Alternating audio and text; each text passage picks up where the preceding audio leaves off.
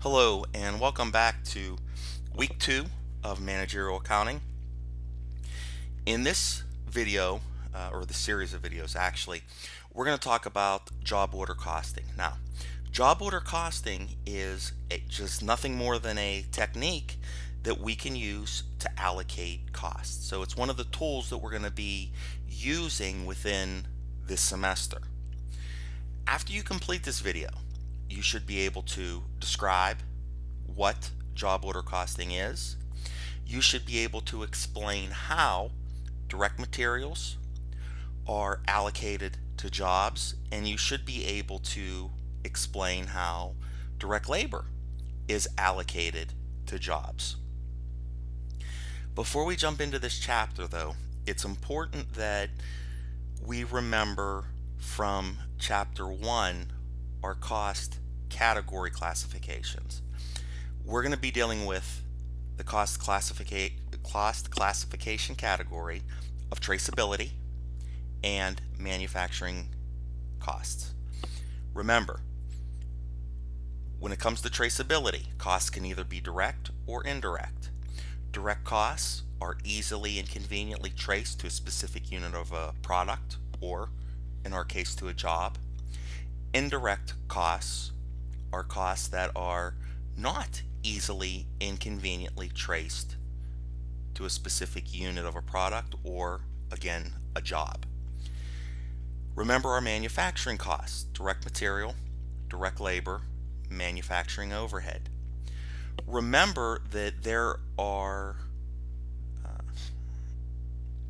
there's a link between manufacturing costs and traceability, right? Manufacturing costs can be direct or they can be indirect.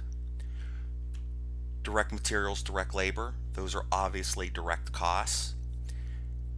The manufacturing cost of manufacturing overhead, that's an indirect cost. It is not easily and conveniently traced to a specific unit of a product or a job. Okay, so keep those things in mind, and we're going to explain how we take traceability and manufacturing costs and basically conduct job order costing. Now, what is job order costing and when is it used? Well, it is used by any company, regardless if it's a manufacturing company, a service company, or a nonprofit company. These companies are going to use job order costing when they produce or provide many different services or products each period. Okay, each of these products or services are actually produced to meet a specific customer specification. So because of these two characteristics, many different products and services built to the customer specification, we have to be able to trace and record costs to each job. Okay, in order to do that, we use what we're gonna see as a job cost sheet. So we know what job order costing is. Who uses it? Well, Boeing, right? Walt Disney, your local catering company or your local catering service, they can use direct labor costs. We can use this in sustainability. We can use this in food studies. Okay, you can use this in your MBA program. Depending on what type of job you do now or you want to do, job order costing will help you. Let's go through and see exactly how these costs are traced and how we record them. Okay, so remember, right, kind of review from chapter 1. What are our direct costs? Easily and conveniently traced to a specific unit of product or a job. Great. Of our manufacturing costs, what are our direct costs? Oh, that's easy: direct material and direct labor. Because they are direct, we can easily trace them to different jobs. Now, here's where the confusion might come in. Remember, each job is different. That's the key. So each job is going to consume a different amount of direct material and a different amount of direct labor. I'll give you an example. We got job 1, job 2, job 3, right? Let's make it a little more interesting. Let's say we're in the catering business, okay? We have to cater, job 1 is the wedding of Beyonce, all right? Beyonce and Jay-Z, we're going to cater their wedding, right? Number 2, we're going to cater Ben Roethlisberger's wedding. In job 3, let's say it's just a regular old wedding, some plain Jane person who, some normal, right? Some normal person. 2 normal people, and when I say normal, I mean they have average income, right? They're getting married. Okay, so let's think about this for a minute. Job 1, who's, superstar Beyonce and Jay-Z, or maybe Ellen and Portia, right? They're stars, they have tons of money, right? Their requirements for their wedding are going to be a lot different than maybe Ben Roethlisberger, who doesn't have as much money, or the plain Jane couple that are just ordinary, right? Maybe Jay-Z and Beyonce, or Ellen and Portia, maybe they want chocolate fountains, right? And maybe they want I don't know, Parmesan crusted steak, and they want the best champagne, right? The top level champagne, okay, served to their guests, right? So right off the bat, we have all these costs, right? Parmesan encrusted steaks, probably pretty expensive, I would say, right? Top shelf champagne, right? The super duper chocolate fountain, okay? All those costs go to job 1 wedding, right? Now let's think about Ben Roethlisberger, right? He doesn't have as much money as those superstars, so maybe he wants fish, okay? Let's say fish is cheaper than steak in our example here, okay? He doesn't want top shelf liquor, he wants medium shelf liquor, right? So there's going to be different costs associated with job 2. And then the plain Jane people say, you know what, let's give the guests chicken, well liquor, or lower level alcohol, and that's going to be a different cost, okay? Same thing with direct labor, right? Maybe the superstars want to make sure that, hey, you know what, all of our guests, they're always going to have their drinks are always going to be full. They're not going to have to want for anything, right? So we have to hire more staff, right? Ben Roethlisberger says, you know what, I don't care if they go without for a little bit. So we don't have as many direct labor people, or enough as many servers or caterers, whatever you want to call them, that we apply to Ben Roethlisberger's wedding. And plain Jane people say, hey, look, I don't care, just throw their food at them and leave, right?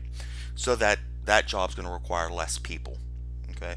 So that's basically how these material and labor flow to different jobs, because each job has different specifications, and we're producing a number of jobs within the year. We got to be able to allocate these costs. So we looked at materials and labor, okay?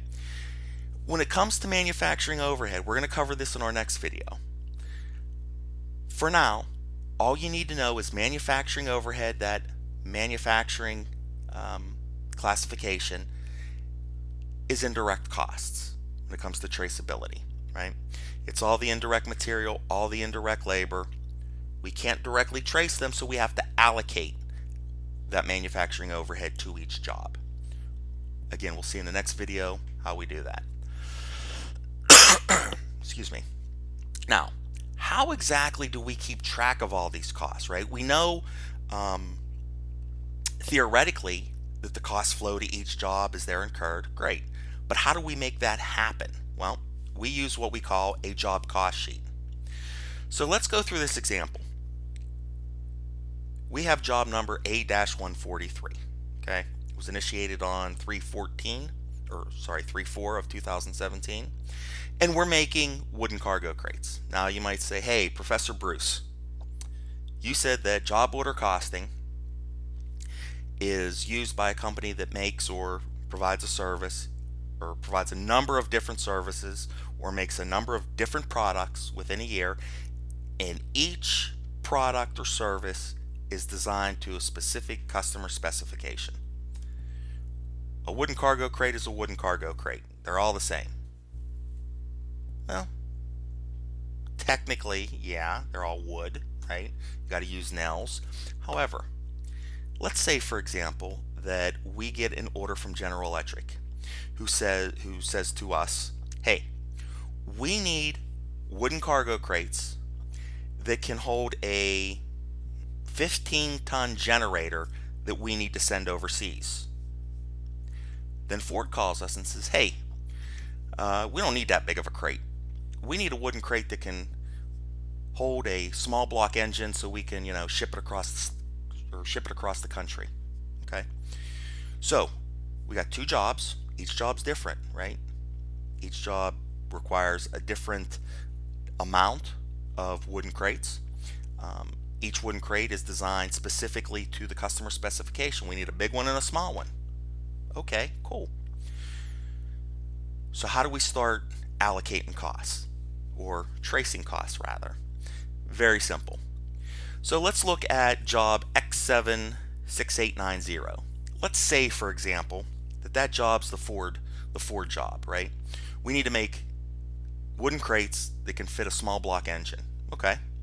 Well, we probably need 12 2x4s, probably need 20 1x6s to make all the crates that they need. Okay. The production department sends what we call a materials requisition form to the raw materials department. Raw materials department pulls these items and they send it to the production department. The accounting department gets a copy of this raw materials or direct materials requisition form. Guess what? We now know the amount of material needed for this job. We now know the unit cost of each piece of material for each job, and we can calculate the total cost.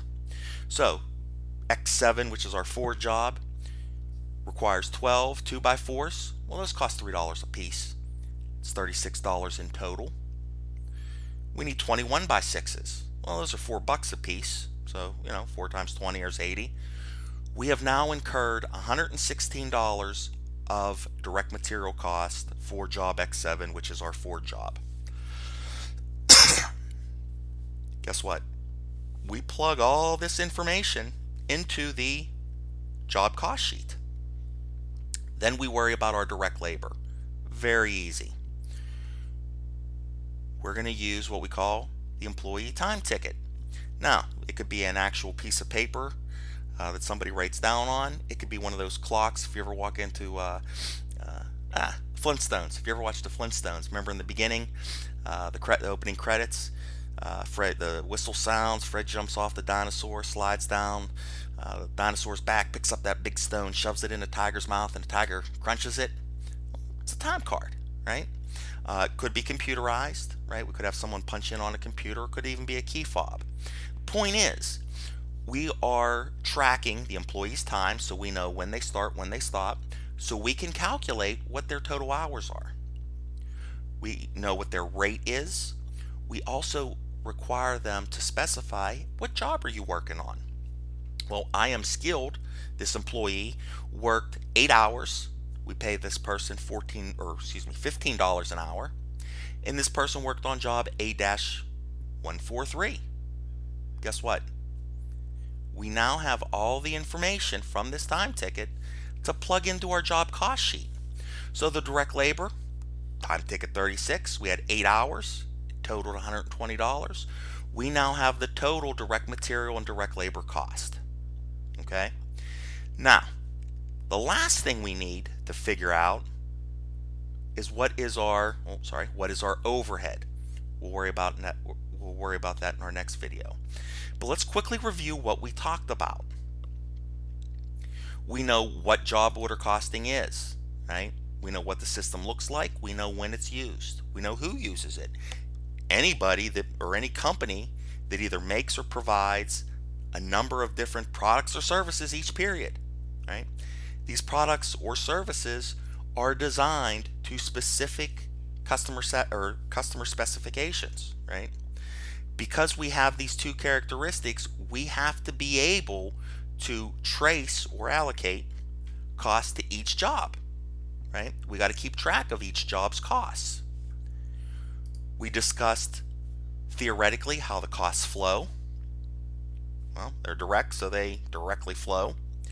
And we introduced the job cost sheet, and we saw that we use the materials requisition form and the time card to get the data we need to complete, or I'm sorry, to fill in the direct materials and the direct labor section of the job cost sheet. So when we come back in our next video, we're going to look at manufacturing overhead, and we're going to introduce something called the predetermined overhead rate. So please tune back in for that video.